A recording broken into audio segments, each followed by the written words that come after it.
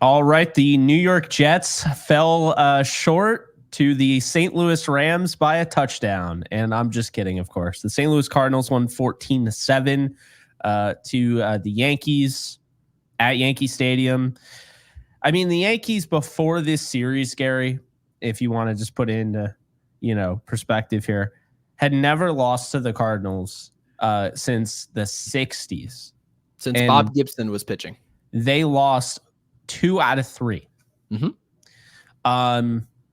We're going to get into it. We got a lot of stuff to talk about. Not even going to waste any time. Be sure to like, subscribe, and comment if you haven't already. Check us out on audio podcasts if you haven't done that.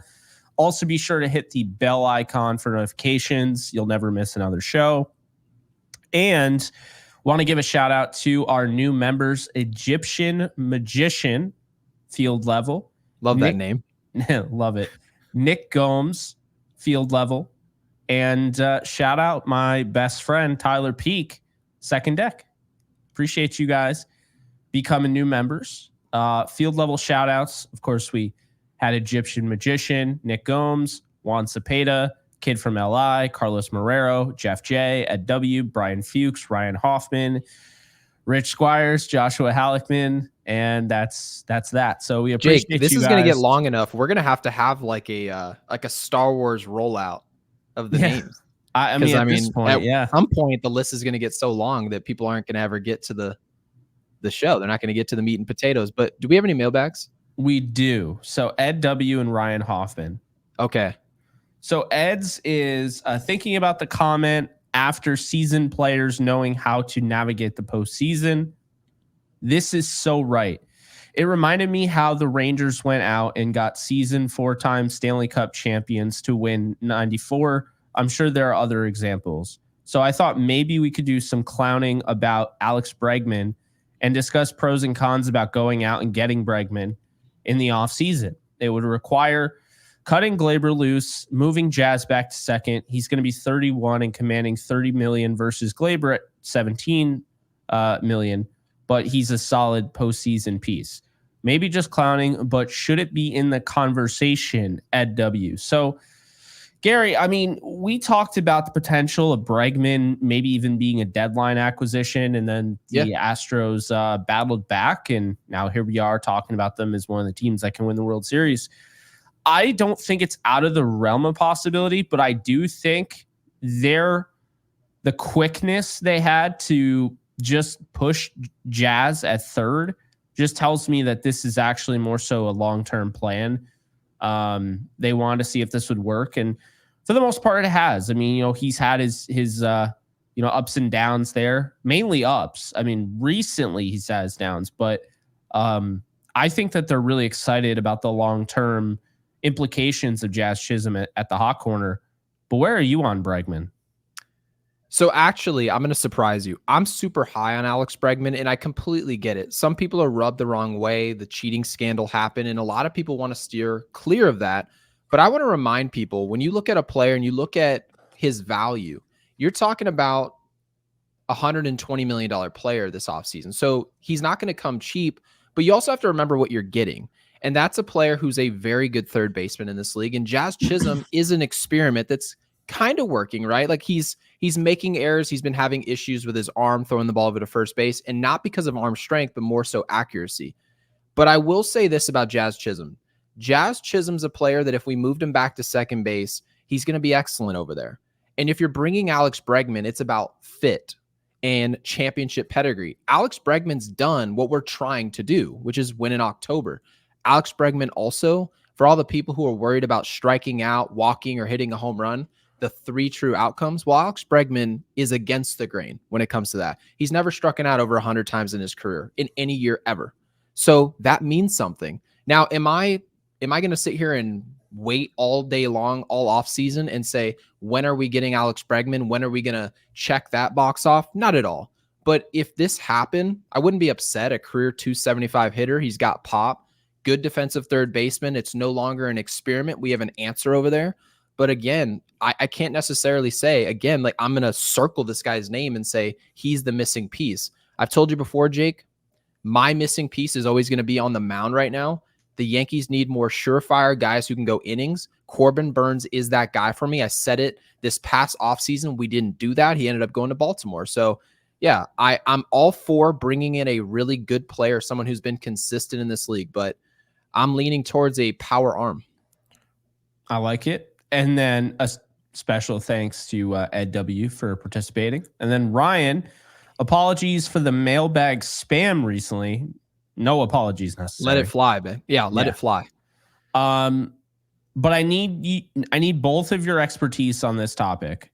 Are we the worst defensive shifting / positioning in baseball? I noticed this first in the Little League Classic when Clay blew the save. Ground balls seemed to sneak through the infield, where I was so sure a defensive infielder should be positioned. Now I'm watching ball after ball hit over Soto's head. Is this analytics or poor scouting? Ryan Hoffman. Yes. And Gary, I could see out of the peripheral vision of mine, you just going to town like, yep, definitely. Yeah, I mean, let's talk about this. I think, we're going to get into Soto's defense later in the show. But I do think at least some part of that has to be shifting, positioning, whatever. This happens quite a bit. They play shallow, hit over the head. I mean, watching Soto, clearly his weakness in the outfield are those balls that, are going to carry and you're going to have to run them down with your back to the diamond. So if I'm the Yankees, I'm trying to have him play everything up in front of him. I'm having him back. I'm having him play deep. And I understand, why maybe you might not want to do that. Maybe, you're expecting, this runner is going to come from third. You want to have him, up. But I don't think the Yankees have a choice after today. And what's funny is every day is a story, right? And we learn something new about this team. And I felt like today we learned that Juan Soto's defense has pretty much not been a huge issue this year. It's been very under wraps. He has a spat here and there. But this was the first game where you were like, wow, Juan Soto's defense was actually a problem. Right. So yeah, I to Ryan's point, I mean, this is definitely the worst defensive shifting that I've seen, because you have these sinker ball pitchers and you get your ground ball and it's like they're never in the same spot. So forget about just Juan Soto in the outfield and Verdugo and just look at the infield, and that'll give you your answer. I do think they're the worst. Okay, I actually completely agree, but I'm going to go somewhere different with it. Now, I want to make sure that I give credit when it's due. I remember John Boy, when he talked to Aaron Boone, he was talking about defensive shifts. Now, when your closer is a guy who's trying to induce ground balls, it puts a major emphasis on how you're shifting and also the defensive range of your infield. Huge premium. Now, let's look at the infield. Jazz Chisholm is an experiment over at third base. I'll say it's been working, but he's not a veteran at third base. Now, you look at Anthony Volpe, another guy who's playing a good shortstop. You look at second base and first base, and here's where things get interesting. At first base, we've had Ben Rice and DJ LeMahieu for the most part the last 2.5 to 3 months. Those are two players that didn't play very well over at first base. They were very below average. We've also got Gleyber Torres, who leads the league in errors. He doesn't have a ton of range, according to Baseball Savant. So what does that tell us? If you don't have range, that means shifts have to be more aggressive. If you want to play someone to the pull side, that means you're going even further to the pull side. Now, suddenly, you see ground balls up the middle. Those balls where an infielder might be able to go a couple steps to his right and compensate for the shift, they can't get that play. They can't make that play anymore. And so that's what you're seeing. It seems like a lot of ground balls. The Yankees have a lot of pitchers who are throwing sinker balls and seemingly trying to get the ball on the ground. Marcus Stroman, right? We've seen a lot. Cousins, there are a lot of pitchers throwing sinker balls on this team.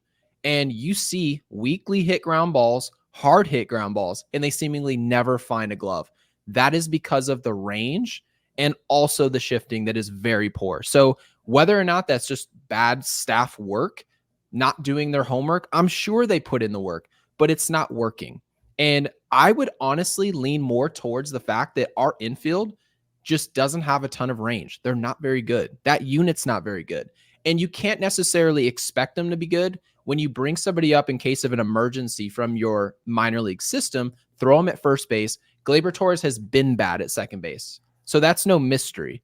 And then we got Jazz Chisholm in the middle of the year. So before that, we weren't good at third base either. So yeah, that's where I'm at. I think we are a very poor shifting team, but personnel wise, it's not helping. Yeah. And, I think kind of wrapping that up, and I guess, this could be us really talking about, I guess, Soto's defense, because we're not going to talk too much about it to end the show.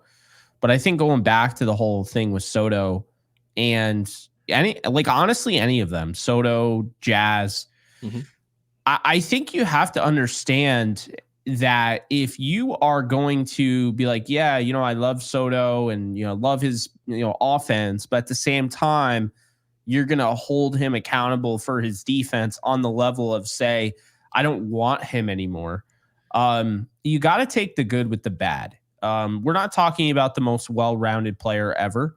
That is probably the only thing Soto lacks, if I'm being honest. And, that's okay because, look, it took how many games to get to the point where you finally had the one where the levee broke and Soto's defense was clearly a problem? It hasn't been like that all year.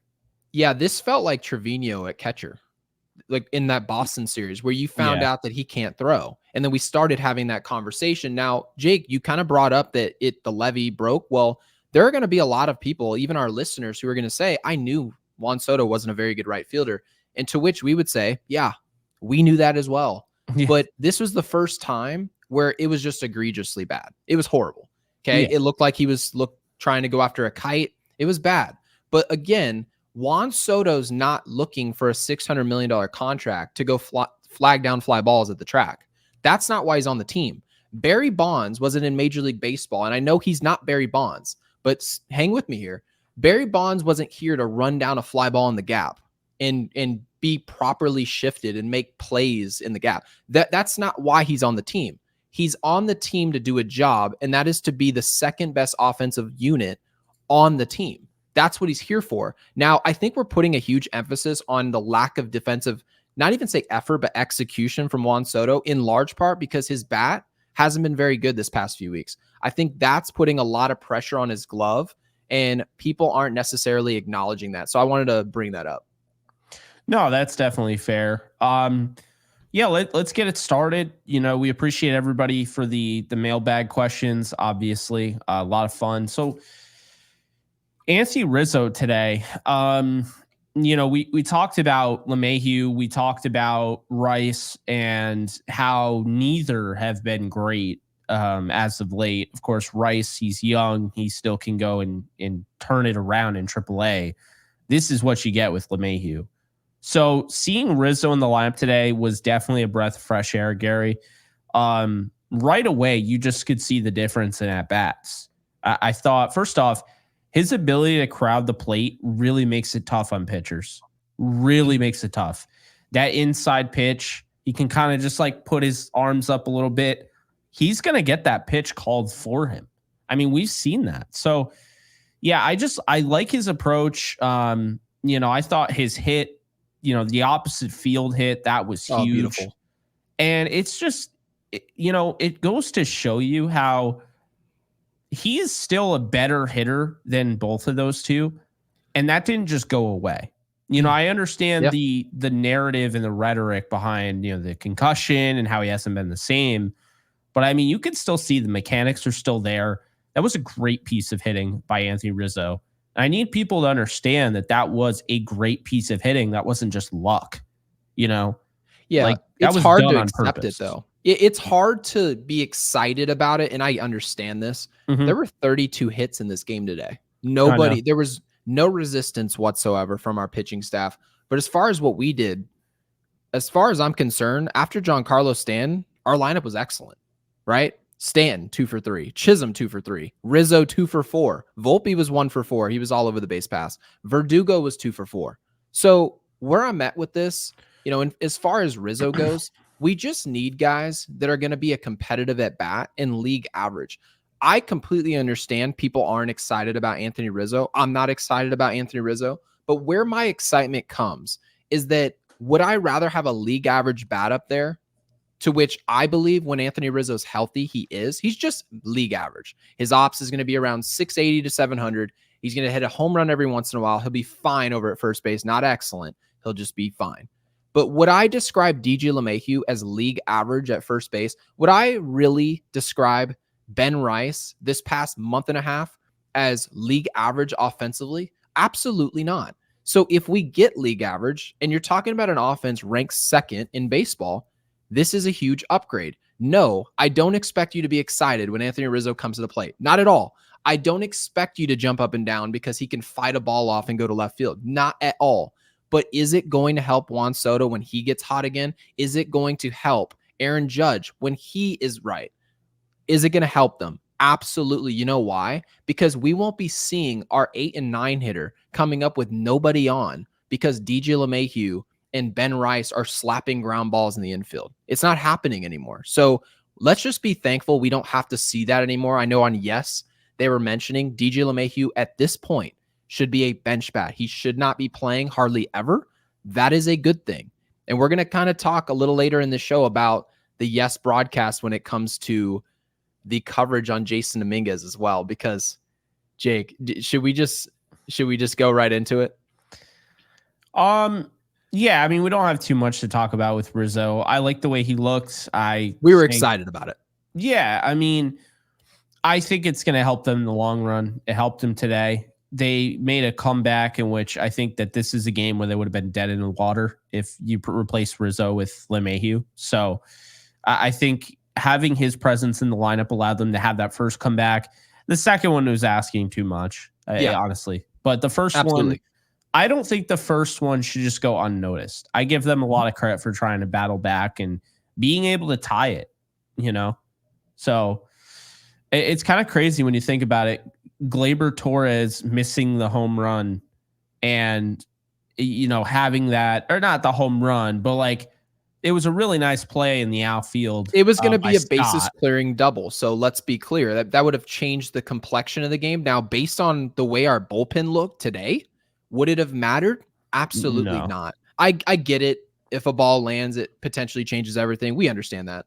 But you can't give up 21 hits, 14 runs, 2 touchdowns, and you think that we're going to talk about Gleyber Torres. Oh, I wish that ball landed. It would have been the difference maker. The difference maker. Today was an absolute joke out there. If for anyone who watched this game from start to finish, wire to wire, it was an embarrassment. Actually, for the Cardinals and the Yankees, ugliest game you've ever seen. Walker out in right field was terrified of fly balls. And I get it. It was windy. It was a tough day out there.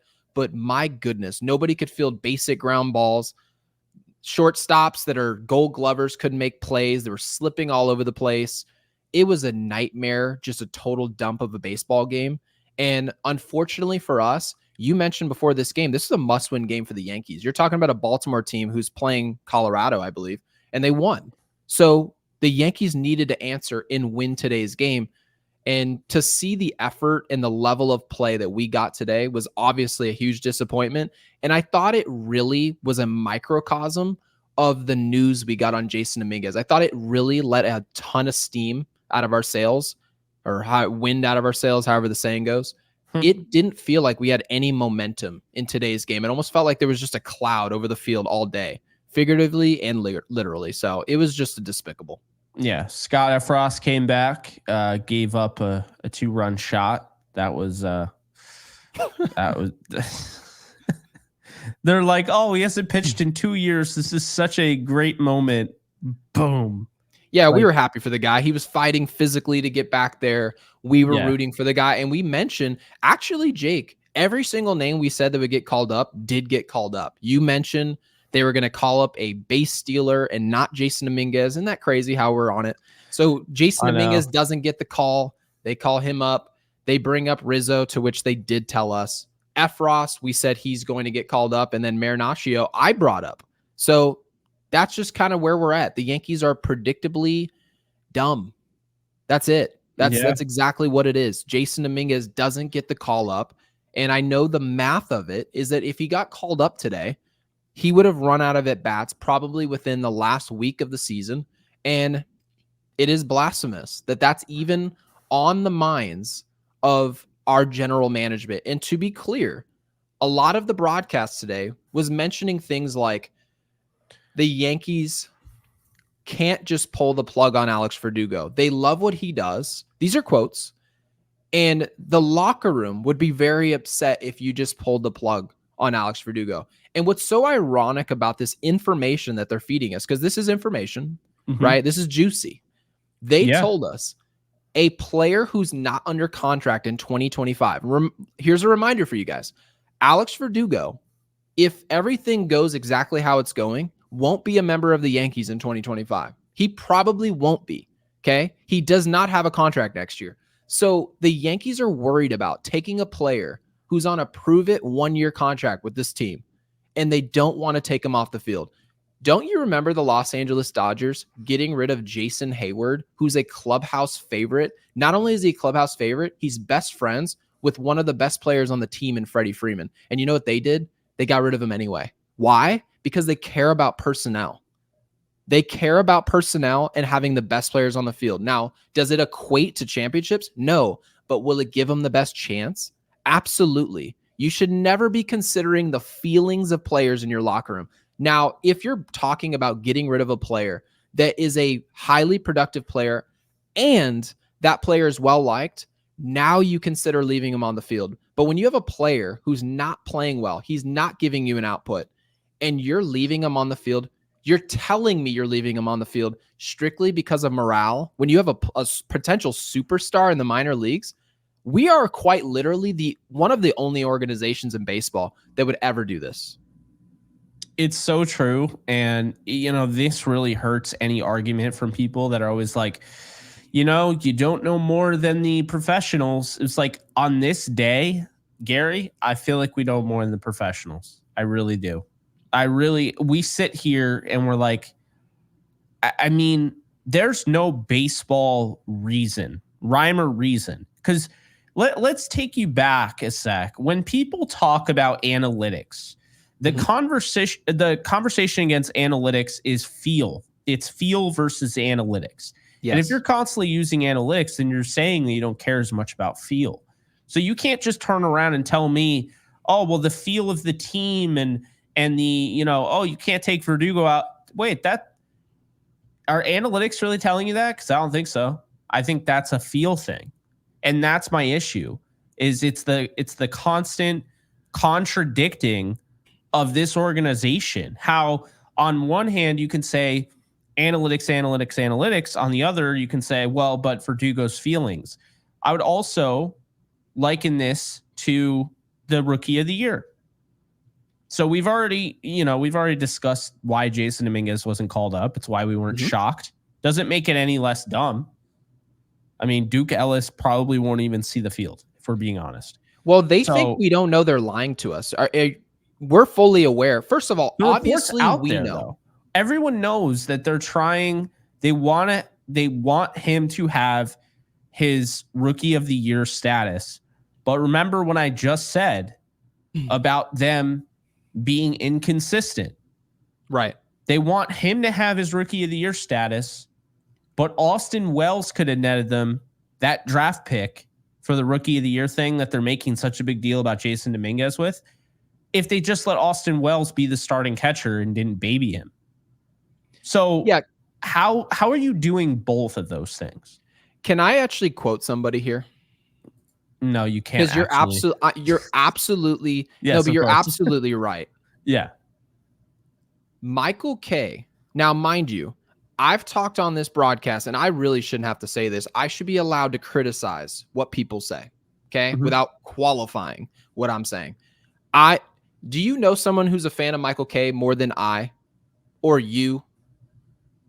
Thank you. So we are probably the two biggest fans of Michael Kay, and yet on the Michael Kay show, and he's entitled to his opinion just as anybody else is. Now, he's a professional. He's been around this team for over 30 years, so we want to give him credit where it's due. But he said on the Michael Kay show, okay, he said the Yankees are absolutely not leaving Jasson Dominguez in the minor leagues over roster control or over draft picks. That was a quote.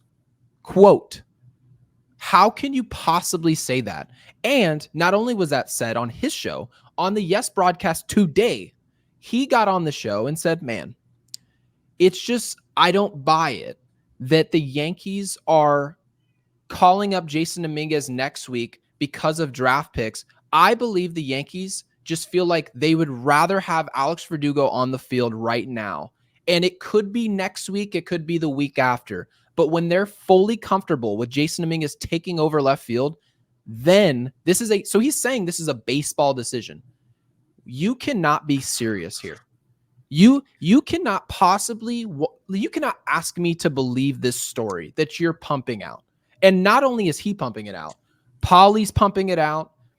Everybody, right? Everybody at the broadcast is pumping out this information. All the writers, Brian Hoke wasn't, thankfully. So what are we really, is this considered me calling out these different people? I don't know what this is considered, but how can you watch this Yankees team, watch Alex Verdugo, and they'll look at it and say, well, Alex Verdugo was pretty good today. He had 2 hits. Well, guess what? He's hitting 230 still. Every analytic in the book says that Jasson Dominguez is not only a better player in the future as he projects, he's a better player today. And not only that, Jake, he was a big leaguer last year.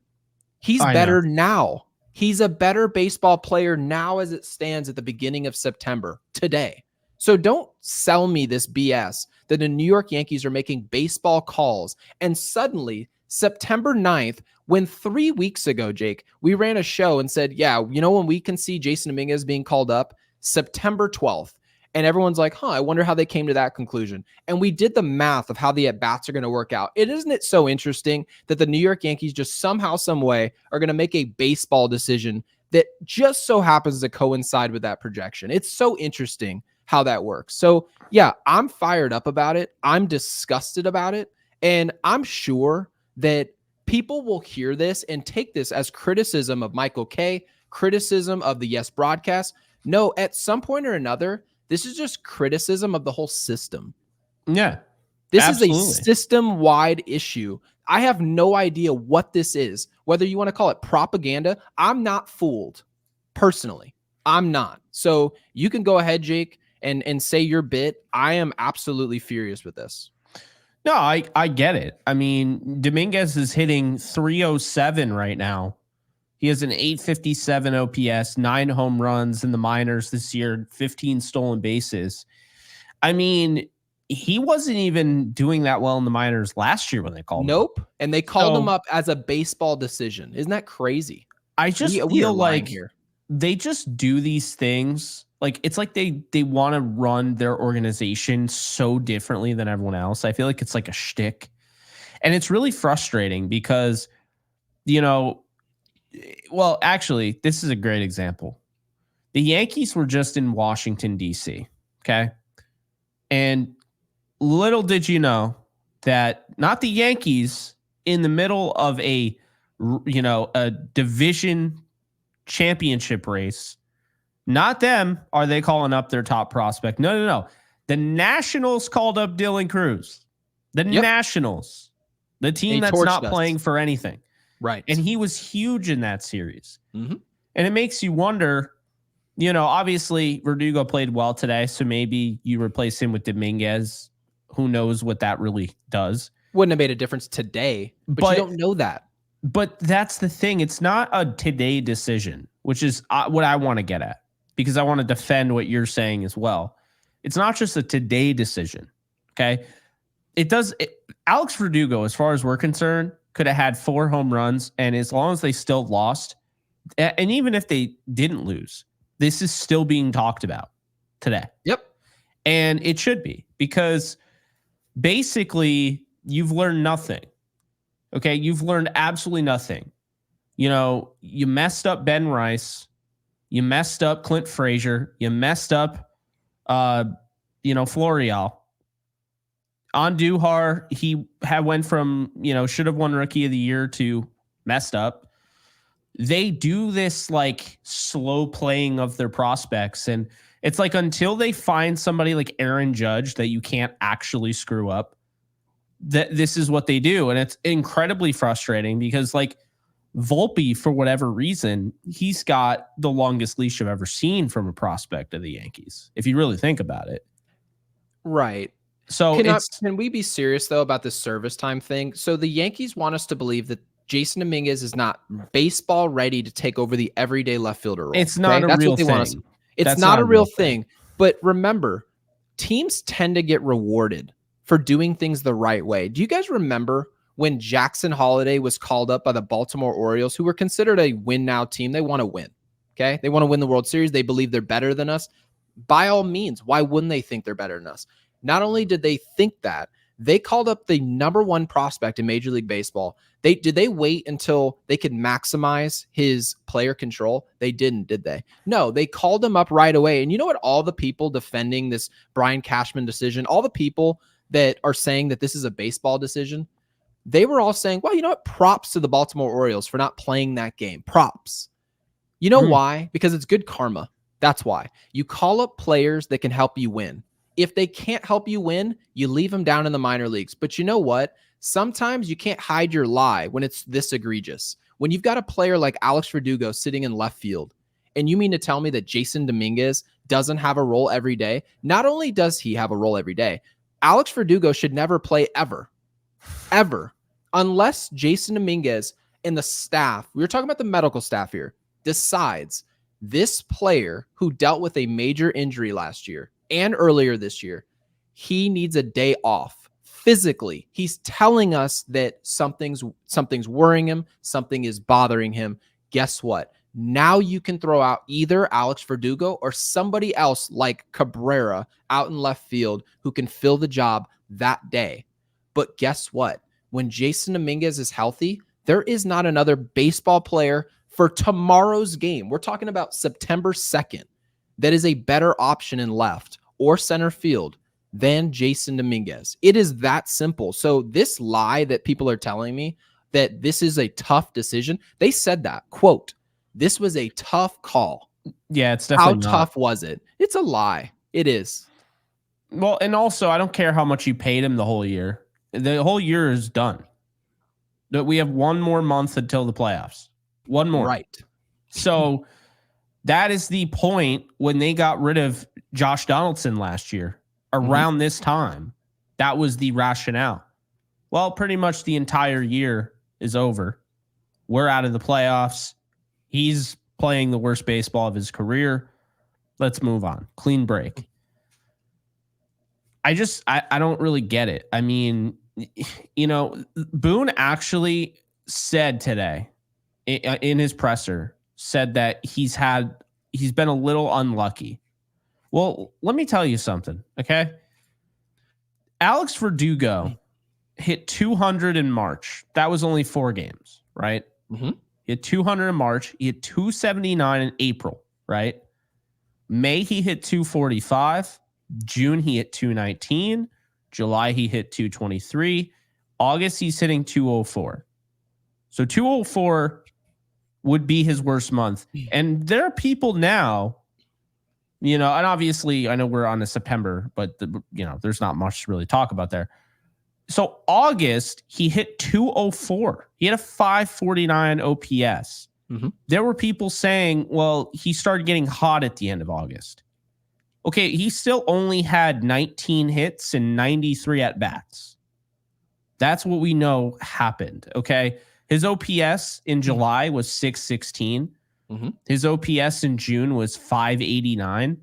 His OPS in May was 687.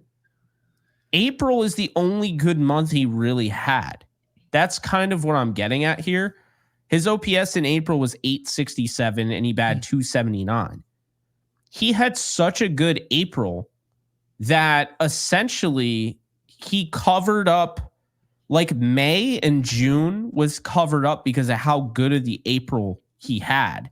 And so when you factored in the averages, still in June, he's sitting there with a decent average. I mean, keep this in mind, as of June 14th, which this is the most significant date probably of the season. Because after that game, when Verdugo went 3 for 5, he killed it. He was hitting 266 at that point. His season came crumbling down. It has been a nonstop free fall from 266 and a 757 OPS to not even a month later, okay? And you're talking about him hitting in the 240s, low 240s with a 687 OPS. That was July 3rd, okay? And is it surprising that as soon as he started falling off a cliff after that June 14th game, the Yankees started falling off a cliff? I don't think so. I think they really used his bat. They used that contact. He was obviously hitting it into the outfield, more of a line drive guy than a ground ball guy. And we're starting to see now, like, this is what he is. I mean, the reality of it is when you really look, it's not hard. This isn't a hard decision. Alex Verdugo's had one really good month. He's had a month that was subpar or around average, and the rest have just been blatantly terrible. And what month was that you said? I want to make sure you bring it up again. That was great. April. So the most irrelevant month in the season. And by the way, on this show, we've talked about, well, April still matters, right? You still got to win games in April. But in comparison to any other month, it means the least. The least. The beginning of the season, you're talking about, this is a long time ago now. Like, we're not talking about something that was in the past. Like, well, that's right why I get mad at ago. Boone saying he's been a little unlucky. No, he's been very lucky that you continue to have his back, that you continue to play him, despite the fact that he is not an MLB starter. He's not right now. Well, actually, all the analytics say offensively, he's ice cold, blue everywhere. But also, when people talk about the defense, I feel like it would still be egregious if Alex Verdugo was on the field, if he was this defensive specialist like Kevin Kiermaier, for example. Let's just say we signed Kevin Kiermaier. Offensively, we know what we'd get. We'd get a well below average offensive player, but he's there to be a defensive placeholder in the outfield. Then you would look at the analytics and you would see range, arm strength, and arm value all in the red. That's what you would see from that player. That would make a lot of sense to me. Would I agree that Jasson Dominguez shouldn't be up here? No, Jasson Dominguez should still replace that player because he's great at both.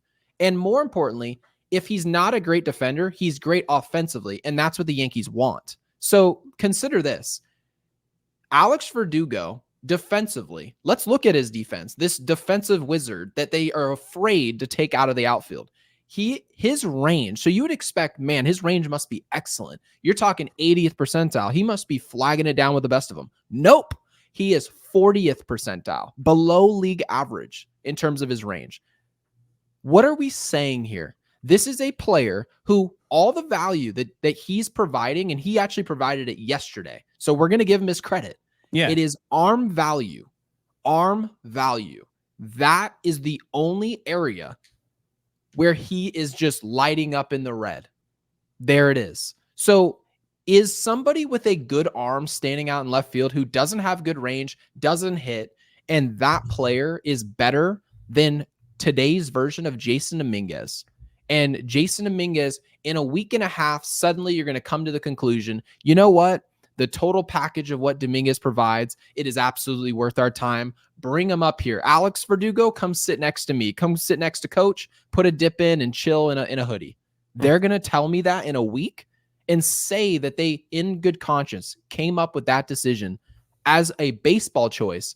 And somehow, some way, we know now that the right baseball choice is just Dominguez. I mean, I feel like we're getting redundant here, but it's so frustrating to have known they're going to go with trying to get value and being smart.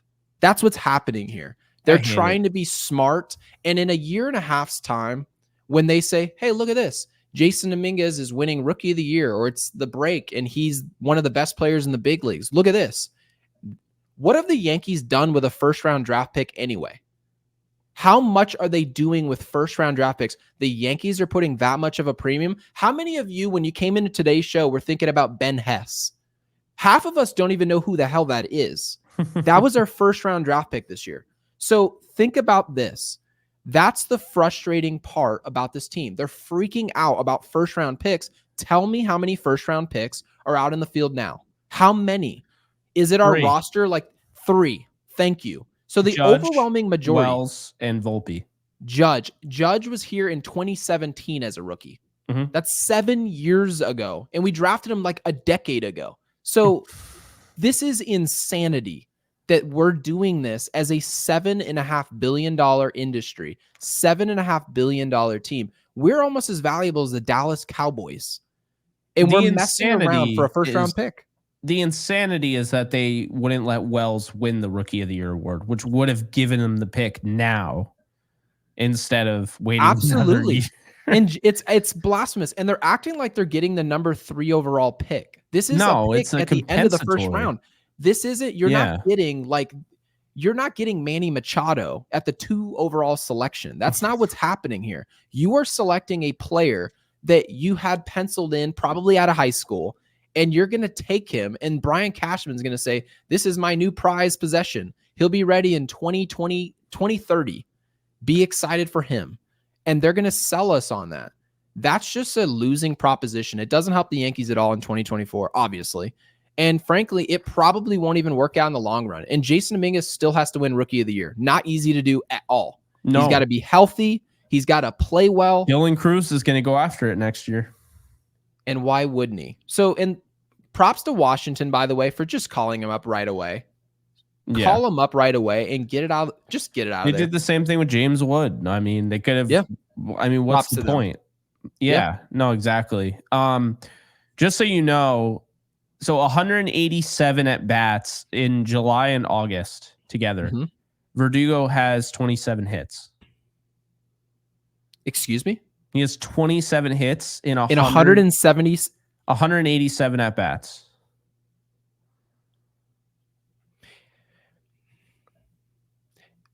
Are you guys hearing the same thing that I'm hearing through my headset?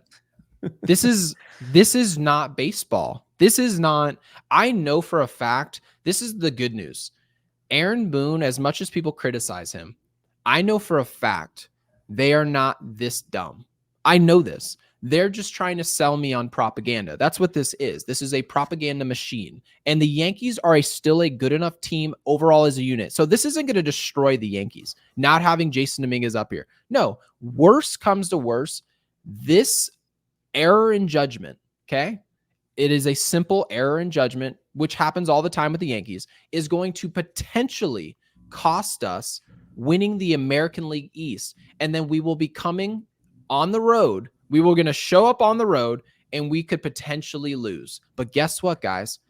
All is right with the Yankees. They'll be okay. Now, will they win a World Series? No, that's where we come in and say that we should be doing everything we can to win. They don't do everything. They don't. No. They want to do as much as we can without risking control in 2030. People said, you know what someone tweeted to me, by the way, today? I almost threw my phone. I wanted to get an iPhone 16 anyways in October, but I almost threw this damn iPhone 12. Someone said to me, not only does this allow the Yankees to potentially go get a first-round pick, you know what it does, Gary? It allows them to have 1 extra year of control. And I wanted to crow hop my phone into the Pacific Ocean when I heard that. You think I give a rip if the New York Yankees in 2031 are getting an extra year of arbitration control on Jasson Dominguez? Are you guys being serious right now? And also, that's a real really an extra year of control if you're not using him? Think about it. You didn't get an extra. You just delayed the year. That's all you did. It's the dumbest. That is the dumbest shit. I swear to God, baseball fans like to use that. Oh, you get an extra year of control. Well, I would hope we're not nickel and diming a superstar Jasson Dominguez in 2030. I would an extra year of control. You didn't get him in early September. You got punished. You actually punished your own organization. So yeah, the least you can get is an extra year of control down the road in 2031. Because guess what? You might have lost the division to the Baltimore Orioles. There's your punishment.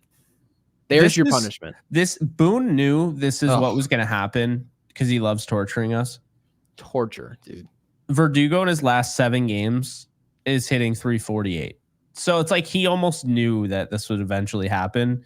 And One of our commenters said the worst thing that could have happened in that one game was Verdugo hitting a home run. Now he's never going to get benched. I actually disagree. I don't think it mattered. I really don't. I mean, I don't think it did either, but you know, now he's got the excuse. Also, weird thing, Verdugo is like way better on the road. Way better. Yeah, I mean, that's fine. But remember, no, if you really want to convince yourself that a player is playing well, you can just say, well, what's he been the last 30 games? You go, oh, he's hitting 205. And you go, that's terrible. But what's he hitting his last 3 games? And they go, oh, well, he's hitting 1,000. He's 3 for 12. Oh, he's hitting 333. He's totally worth having out on the field. Well, is he when he's hitting 200? Yeah, I just think this is wild, though. Why is he so much better on the road? Like 251 as opposed to 217 at home. 305 on base on the road, 282 at home. He's got a 698 OPS on the road, 609 at home. Ask the other players. The Yankees aren't as good at home. He's got 20 more total bases on the road. That's I don't have wild. the answer for you. Yeah, no, it is wild. I don't have any answers for you. The New York Yankees aren't winning games. Actually, I don't remember who brought up the stat, but the Yankees, since I believe June 1st, are a under 500 or around 500 baseball team. It's not timely baseball. Aren't they like 39 and 39? Whatever. I saw that. Correct. I think you sent that to me. I don't know if I sent it to you. I think you sent it to me, but the point remains. So you gotta win baseball games June 1st is the Red Sox lead 41 and 38. Okay. The Orioles are 43 and 40. Well, I think that they would lead, but anyway. The Yankees are 39-39. The Rays are 39-39. And the Blue Jays are 40 and 43. Yeah, we played 500 ball. And majority of the baseball it felt like we played was against bad baseball teams. Bad. They were atrocious. We played Detroit. We played Chicago. And by the way, remember when we called that a trap series? And then Chicago just went over and played all those teams after us and just got absolutely blitzed. They just set a franchise record today in losses. They've won 31 baseball games this year. That is lunacy. That is absolutely ridiculous. So I guess where we are with the Yankees, they're going to pretend that this is baseball. And Alex Verdugo, because he hit 334 in his last 3 games, whatever it is, that somehow, some way that matters. It doesn't. It doesn't. They're going to call him up exactly when we told you guys he's going to be called up. And frankly, a lot of the people in our comment section also knew this to be the case. It's exactly what we thought they would do. Unfortunately, they did not surprise us. And we now have to live with the results and just root for them to win. Because I never want to root for this team to lose. And I know that sounds like such a nice thing to say. But Jake, actually, the reason I say it is because the Yankees lost last year. They weren't a very good baseball team last year, and it didn't change a damn thing, not one thing. So if you're rooting for this team to lose so that something can change or the Yankees can wake up and Hal can say, oh, let me find my wallet. No, it's not going to happen. So just root for it to work, because if it doesn't work, they're just going to rinse and repeat the same thing, which is still a good baseball team. They're just not maximizing the good team that could potentially be great and win. Yeah, and I mean, you know, Nestor struggled today. Efros struggled today. Who would have thought Mesa would be the only one that pitched a flawless inning? I don't know. Mesa, you're high on him. I'm not, but I mean, all the power to you. I mean, I'm high on what he could potentially be, but I also don't know if they have enough time to figure that out. You know, I would have wanted him probably a month earlier, but Jake Cousins with a rare bad outing. You know, Tommy Kahnle, rare bad outing. Oh, yeah. Kahnle got rocked. Bickford, I still can't believe this guy is on the team. He didn't do anything wrong this time, but like he's got a 9.82 ERA. I don't know. And then Marinaccio, I swear, anytime Marinaccio gives up runs, you have those like know-it-alls on Twitter that are like, this is why we don't call him up. It's like, no, don't give me that. Marinaccio doesn't come in and every single time he's in give up 2 runs. You know what I mean? Like, it's ridiculous. But yeah, pitching did him no favors. Wasn't a fan of the way Boone used these guys either. And I would make the argument that I think he's overused Cousins and Kahnle at this point. And I think they should be exhausted. I mean, how many times have they been used in the last, like, I mean, I think they just were used yesterday, right? Well, I'm assuming that this is the Oh, way that it's going to go when you nope. have your starting pitching going 4 innings. I mean, this is kind of par for the course. This is partially why starting pitchers going 6 or 7 innings, it Yeah. puts a lot less pressure on your manager. And this is not necessarily all on Aaron Boone. Aaron Boone's got to pitch guys that have been successful. And those guys he brought out in Cousins and Canley, those have been some of the more successful pitchers we've had this year. So who else are they going to be throwing out there? Maybe you can argue 1 or 2 other options, but man, I mean, you got to go with the hot hand. And if you don't, was he going to bring Leiter Jr. out there to throw batting practice? I mean, that's the No, tough part. it is tough. I just didn't like how they just like emptied the bullpen. Yeah. It was 7-2. And I think at that point, let Mesa go another inning, like. Let Trevino pitch. I mean, that's all he's really good for. I'm serious. Well, let him pitch. Let's be careful there, Gary. Better Why? not talk about Trevino. It's like Beetlejuice. You'll summon him. He'll be in the lineup tomorrow by just talking about him. He'll be in the lineup tomorrow. Wells went 0 for 5 today, so he'll be playing tomorrow. So just know on this show, when you wake up tomorrow, you are going to be seeing Jose Trevino. I promise you. Now, can we please talk about Jazz? Yeah, because Garrett Cole is pitching. Yes, so Jose Trevino, which, by the way, one of our viewers, I believe it was a member actually, brought this up. And I thought this was amazing and it was brilliant. This is crazy. And I told you this, Jake, off air. Do you realize that when Kyle Higashioka was a member of this team and Jose Trevino was considered, and he was far and away our best catcher on this roster, he was an all-star, right? Mm-hmm. Do you know that Garrett Cole, if you remember, Garrett Cole would only pitch to Kyle Higashioka? Do you remember this? This feels so extra. And I am all for having personal catchers. Remember, I was all for him throwing to Maldonado in Houston, and the Yankees even entertained the idea of bringing in Maldonado to pinstripes. I thought it made sense, right? But it seems like Garrett Cole is just like, I need to go with whoever the other guy is. Who's the starter? Give me the backup. It's like, why do we need to do this? He's that guy at like the race course, like you go to the track and you're betting on horses and the guy's just like, oh, he's got 80-1 odds.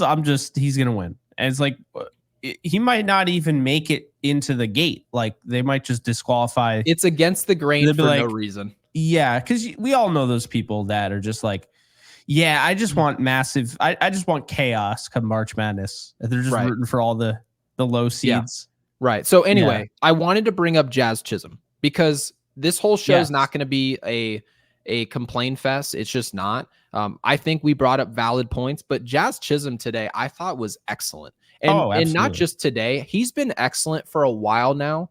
When he's on base, he's a menace.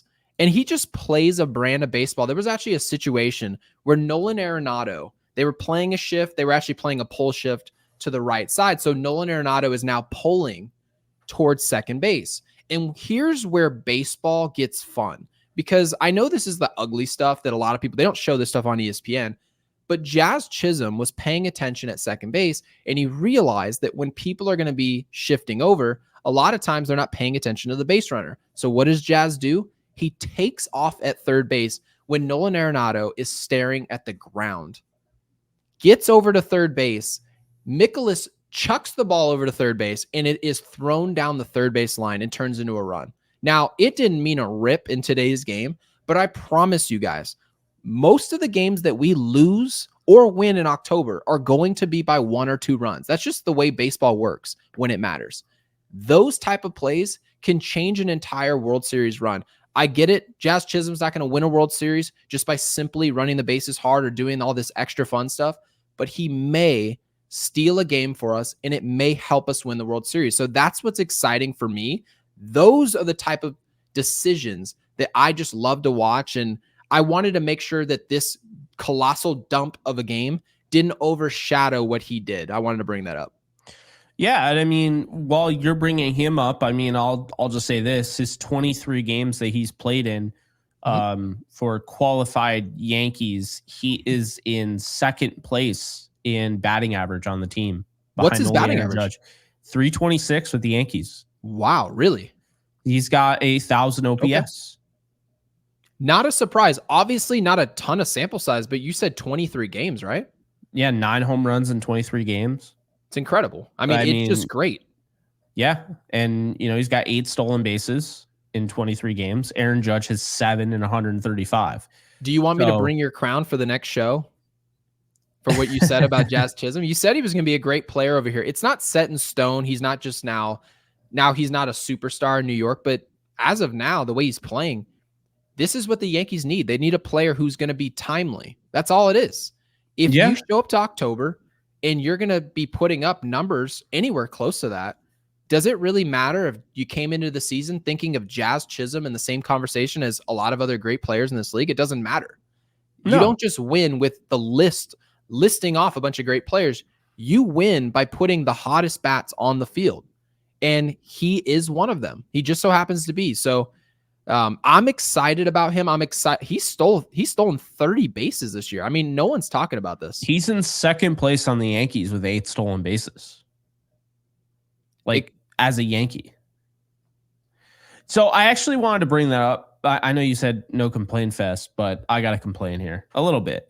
He's second on the team. The approach that we talked about, because keep in mind, for those of you who are not OG people and are very new here, you're not going to understand. But you could go back and check out our old episodes and probably pick up on it. We said approach more than anything. Mm-hmm. I mean, it was approach. Oh, it's approach at the plate. Oh, my God. So what were the early 2024 Yankees? They were a patient team that just basically saw so many pitches. We talked about how Juan Soto changed the team. Yep. And pretty much we saw smart, small ball. And since then, Anthony Volpe has 25 stolen bases. Chisholm has 8. Aaron Judge is third on the team with 7. So that actually, and I don't want to make it too big of a deal because they found other ways to score runs, and that's true. But the lack of stolen bases does irk me because I feel like they were trending towards that team.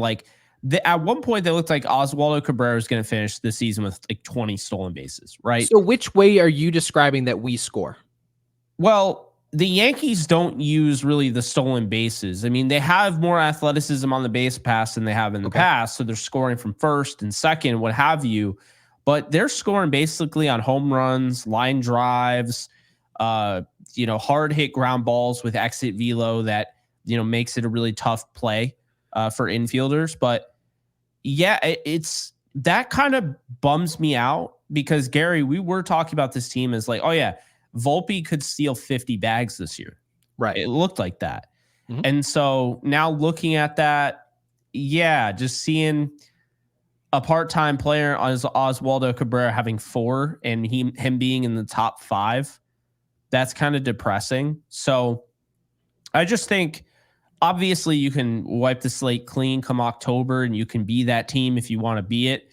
But I kind of want to see more of that. And I know Chisholm has tried to essentially instill that ability into this team, but I think really it's just Jazz, Volpe, and that's it. So yeah, it's a little something that maybe it's not a huge deal to some people, but I wanted to bring it up because it kind of ticks me off how I feel like they have the athleticism to do it. And I feel like this is more on Boone, Boone's decision not to want to run. And I get you have Judge and Soto. I understand that. But there are times where I'm they probably should steal here, and we don't see a stolen base. So again, people might look at this as picky, but it's just kind of a reminder of how, some of what we saw in April translated to now. I'm not going to sit here and say it didn't, but a lot of it did not, and we don't talk about that nearly enough. Yeah, no, I don't really think that we sound overly negative. I just think that personnel-wise, I can't even necessarily blame Aaron Boone. When I look at a team of Torres, Soto, Judge, Wells, Stanton, Chisholm, Rizzo, Volpe, Verdugo, I'm not licking my chops to send Alex Verdugo to second base. No, He no. doesn't get to first base very often. So this idea that I'm going to be stealing Alex Verdugo, I wouldn't, right? And that's totally understandable. So then you look at, okay, who else would be stealing? Volpe, no doubt about it. He has been, okay? Anthony Rizzo, he's a first baseman, so that we can give him a pass for that. Their first basemen aren't going to be stealing bases. Totally understandable. Chisholm is. But remember, Jazz Chisholm got here at the deadline. Who was our third baseman before? It was DJ LeMahieu and Cabrera. Were they stealing bases? No, actually neither were. Okay? We spent the entire year having none of them. I think combined they stole 4 bases. Then you have Giancarlo, who obviously is locked in at DH. He's not stealing any bases. I'll give him a pass for that. Judge is he's probably stealing as many bases as you would expect. He's not going to be running. He's going to hit 60 homers. Totally fine. Soto, again, not going to steal any bases, but Gleyber Torres, your second baseman. We talked about Jonathan India. We talked about many other players this team could have brought in that would have given them more athleticism, whether it be left field or second base. They didn't do that. So Gleyber Torres is a good player. A lot of these guys can help a baseball team. No question about it. But they can't do that well, that area of the game. So it leads us into October where these guys have to hit. They've got to slug. And you can win that way. Don't let anyone tell you you can't just slug your way and pitch your way to a World Series championship. It absolutely can happen. The Yankees pitching needs to get way better if they want any chance to win in October. But Jake, you can win this way. But a lot of times what you see, and the best example of this is the Arizona Diamondbacks. They ran into the Los Angeles Dodgers last year, who were way better than them on paper. And they showed up to Dodger Stadium, and don't you know, they ran LA right out of the ballpark. They were stealing bases left and right. They were pitching. They were getting timely hitting. And next thing you know, the Dodgers are looking up saying, what in the hell just happened? Well, I'll tell you. You ran into a buzzsaw, a team that can do different things, something you weren't expecting. And a lot of times the running game really goes underrated in this sport, especially in 2024. So, yeah, I'm not asking for the Yankees to start bringing in D. Gordon and Gore from the Kansas City teams of the past, but the Yankees do need more players of the nature of Jazz Chisholm, a guy who can come up with a man on second base and nobody out and decide to give himself up and slap a ground ball to second base, allowing somebody to move to third base so you can score on a sac fly or even a base hit. Now, we don't play the game of baseball that way. So that's why every time we see it on this show, we make sure to clap our hands, because if the Yankees can do more of it, I mean, they in theory should be a way more dynamic offense in October. And I guess now we can't even hope for it because, well, you know what we can hope for? We can hope for the little things when Jasson Dominguez comes up here. He can steal bases. I know that to be for certain. So that's the positive twist to this, is that in a week and a half, when the Yankees decide that Jasson Dominguez is a good enough ball player to take over the left field position, just so happened we got way more athletic. So that's super exciting, and everybody else should be excited. Yeah, I think that's really the last thing I wanted to touch on here. Yankees play the Rangers tomorrow. Of course, Garrett Cole is going to be on the mound for that game. It is undecided who is going to pitch for Texas. So, oh boy, there. Have no idea who's going to pitch. It is George Bush. Yeah. So, do you have a movie for us? We'll see what ends up happening. I do have a movie for you because this game was really frustrating. Total tease. And you know, it's kind of like the tease of Batman and Robin, okay? And that's going to be the movie. And the reason I say that is because obviously the movie is garbage. It's one of the worst comic book films ever, but it's with the IP of Batman. So it's a tease in a sense because no one is expecting, like if you just said, yeah, you should check out Batman and Robin. It's got George Clooney in it, Arnold Schwarzenegger. People would be like, sign me up. And then they watch it and they're like, what the hell is this? This is awful. Yeah, it wasn't comic book accurate. It was just they went their own direction with it. It didn't work. So no. I'm assuming a lot of people have seen that. I'm going to be honest with you. Oh, yeah. It was bad. Anyone really bad that movie. Liked that, I don't know what to say to you. I mean, everyone likes their own things and everything, but I don't know. The fake lips, kissing Poison Ivy, which is dumb. the Bat credit card, the Bat nipples, all of it. It was just so bad. It was so bad, man. Yeah, it's a despicable film. But yeah, thank you guys so much for listening. If you haven't liked this video, well, hold on. I'm not actually going to tell you to like this video. I just hope tomorrow that we can win so I can give you guys a good movie. I'm tired of giving you guys bad films. I actually want to recommend some movies. That's actually the whole reason I decided to start this bit, is so that I can tell people some good movies and push my agenda. Yeah. No, I get that, man. I mean, we could always just, give good recommendations is almost kind of like a way, I don't know, to brighten up a cloudy day, if you will. So maybe we go with that moving forward. I don't know. Okay. Well, unless you want to continue with the bad. No, I mean, I can give you Benjamin Button. Everyone's seen that, though, for the most part. Benjamin Button's a great movie. My wife actually put me on to this movie, and I'm a huge Brad Pitt fan. He was great in that. A huge fan of his in Mr. and Mrs. Smith, and then I went and saw him in Benjamin Button, which, by the way, I'm pretty sure that Jordan Walker is the next coming of Benjamin Button. That dude, he says he's 22. I do not believe that. That is nuts. Gary's like, bro, he's literally today. 45. Yeah, dude's 48. He raked today. 5-hit day. He turned back the clock on us. He is only 22, so he can build off that. Not that this is Cardinals Unloaded or anything, but I'm rooting for him, honestly. I mean, it's a young player. like him. I'm always rooting for young players. I like him. I mean, he was originally a third baseman. Then they got Arenado, moved him to the outfield. So I don't know what the deal is with him, but yeah, that's going to do it. The Yankees still do not have their 80th win of the season for whatever reason. They had the same issue with like getting 70, if you remember, and actually 60 from what I remember. They were the first team to 50 wins. And then after that, it's just been, they've really struggled at these spots. So hopefully they get their 80th win tomorrow in Texas. It is a road game, road series. But yeah, put Batman and Robin or Benjamin Button, one of those.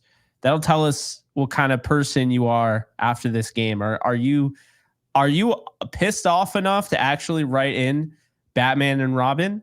Or are you like, all right, we're on to the next game and you're feeling a little bit better and you're putting in Benjamin Button? Yeah, I got faith. We'll see. Yep. Like this video.